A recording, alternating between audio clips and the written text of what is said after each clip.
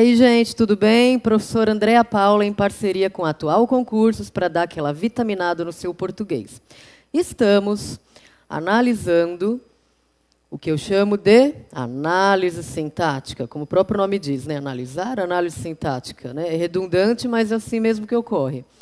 Já sabemos o que é frase, já sabemos o que é oração e já sabemos o que é o período. Então, você está pronto para aprender o que é sujeito, como identificá-lo e classificá-lo. Tudo bem? O que é o sujeito? Sujeito é sobre quem eu digo alguma coisa. Tá? É mais fácil falar dessa forma, que é sobre quem eu digo alguma coisa. Quem ou o quê, porque um sujeito também pode ser um ser inanimado, tá? Então, por isso eu posso dizer sobre o que ou o quem eu digo alguma coisa. Sujeito. Para achar o sujeito, eu tenho que encontrar o verbo. Então, eu sempre falo para os meus alunos, o primeiro passo de uma análise sintática é encontrar o verbo, gente. Encontrou o verbo, depois tudo vai ficar super fácil para você. Vamos analisar aqui? Eu vou colocar para vocês frases. Como eu tinha dito antes, aqui eu quero fazer de uma forma bem didática, então não vou colocar frases difíceis, nada. Tudo muito simples. Porque se eu aprendo na simples, aí depois eu sei fazer qualquer uma. Tá bom? Vamos ver aqui, por exemplo. A moça saiu cedo. Tá? A moça saiu cedo. Tenho frase? Tenho, porque tem sentido completo. Tenho oração? Tenho, porque eu tenho um verbo. E eu posso dizer que esse verbo é o saiu. E ainda posso afirmar, lembrando da aula anterior, que é um período simples. Tudo bem? Tá, a moça saiu cedo. Aí eu faço aquela perguntinha para o verbo. Quem saiu? Quem saiu? A moça.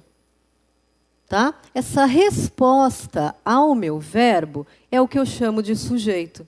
Então, a moça é o meu sujeito da oração.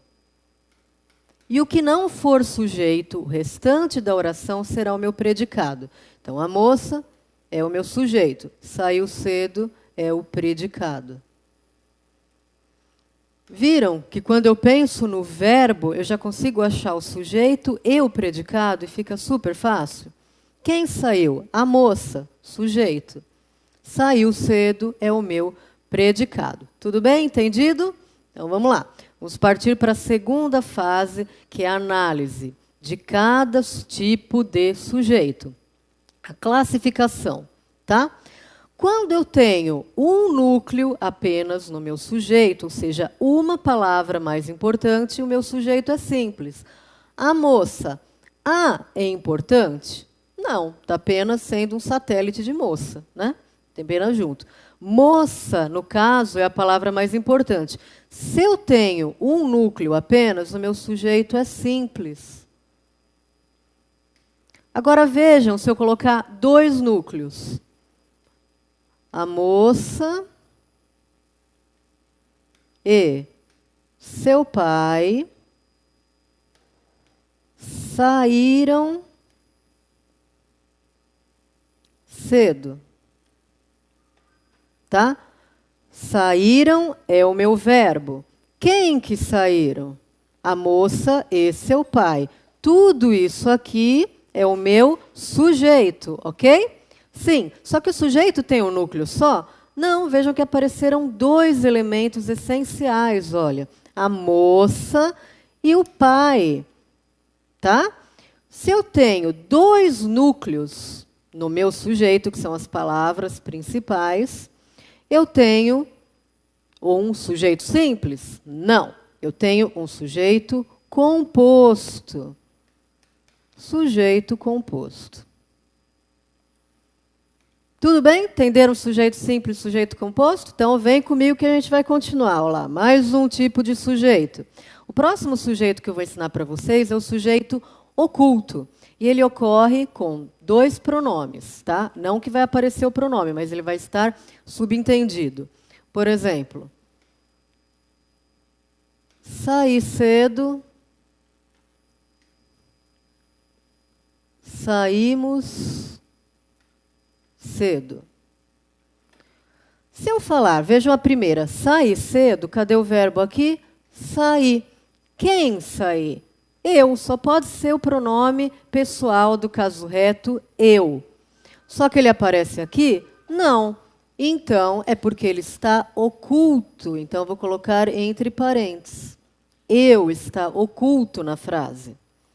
Saímos cedo. Verbo, saímos. Quem saímos? Só pode ser nós, não é? Então, nós saímos.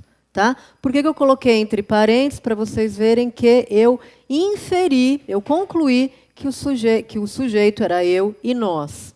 Como ele não apareceu claramente, né, eu tive que concluir, inferir, fazer a inferência de que ele estava ali, eu chamo de sujeito oculto.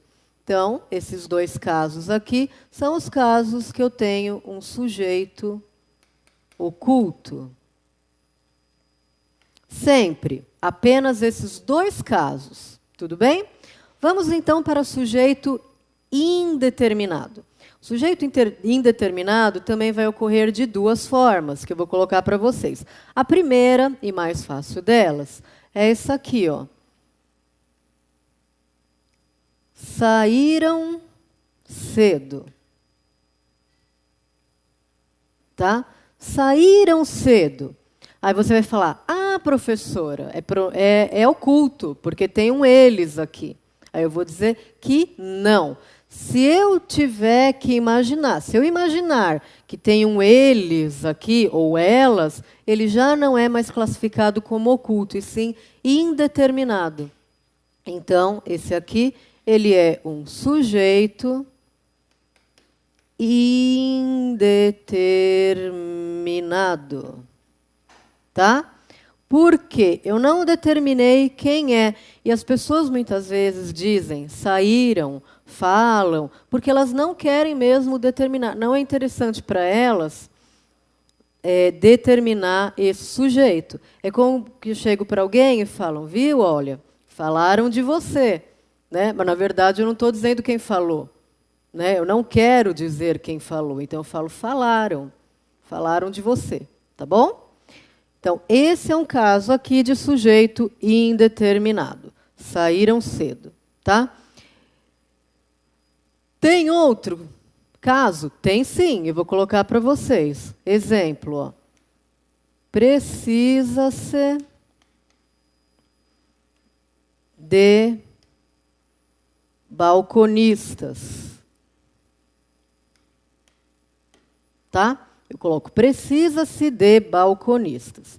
Se eu for pensar, qual que é o sujeito dessa oração? Quem precisa? Né? Olha o verbo aqui. Quem precisa? Eu coloquei quem precisa? Não, eu sei o que precisa de balconistas, mas quem está precisando dessas balconistas não está especificado de maneira nenhuma aqui. Tá? Então, por isso, ele é indeterminado também. Sujeito indeterminado. Eu não sei quem é que está precisando no momento dessas balconistas. Tudo bem? Então, precisa-se de balconistas. Aí, gente, eu posso classificar esse C aqui, ele, quando aparece dentro desse contexto, eu digo que ele chama índice, ele se chama índice de indeterminação. Índice de indeterminação do sujeito. Por quê?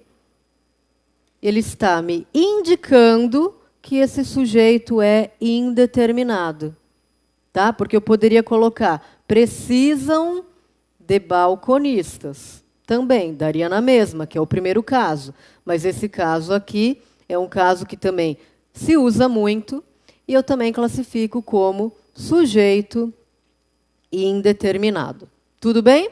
E, para terminar, rapidamente, nós veremos a oração sem sujeito. Ou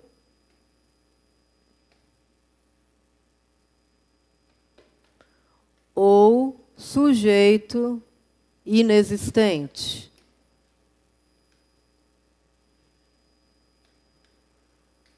Que vai ocorrer também de duas formas, mais uma vez. A primeira é quando eu tiver verbos que se relacionam a fenômenos da natureza, como, por exemplo, chove demais em São Paulo. Olha lá, eu sou de São Paulo, então já vou colocar da minha terra. Olha lá. Chove demais em São Paulo.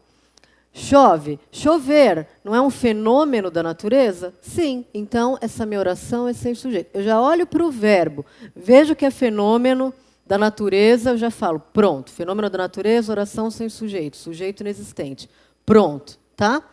E o segundo caso é verbo haver, quando este tiver sentido de existir.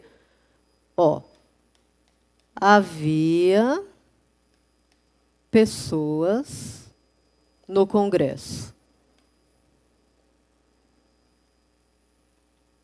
Havia pessoas no Congresso. Vejam que esse verbo haver, ele é impessoal. Por quê? Eu não coloquei ele no plural. Haviam pessoas. Por que eu não coloquei no plural? Porque não existe sujeito quando o verbo for haver, com o sentido de existir. Isso daí é uma convenção, é uma regra da língua portuguesa. Tudo bem? Aí, como que eu faço para saber se o verbo haver ele é impessoal ou não? Eu troco por existir e ver se tem sentido. Se eu colocar existiam pessoas no Congresso, fica exatamente com o mesmo sentido da primeira, não é mesmo? Então, significa que ele pode ser substituído. Então, esse haver tem realmente o sentido igual de existir. Então, existiam. Ah, professor, você colocou aqui plural e aqui não? Sim, porque o verbo existir ele não é impessoal. O verbo existir tem sujeito. Se eu colocar existiam pessoas no Congresso, o meu sujeito será pessoas. Se eu colocar havia, só e simplesmente porque ele é o verbo haver com o sentido de existir, eu já não posso mais colocar que tem um sujeito simples, e sim um sujeito inexistente. Então, isso aqui, pessoal, vocês devem entender e memorizar sempre. Memorizou isso aqui, você vai saber sujeito para o resto da sua vida. Tudo bem? Vamos terminando por aqui. Já já, mais análise sintática para vocês. Tchau, tchau.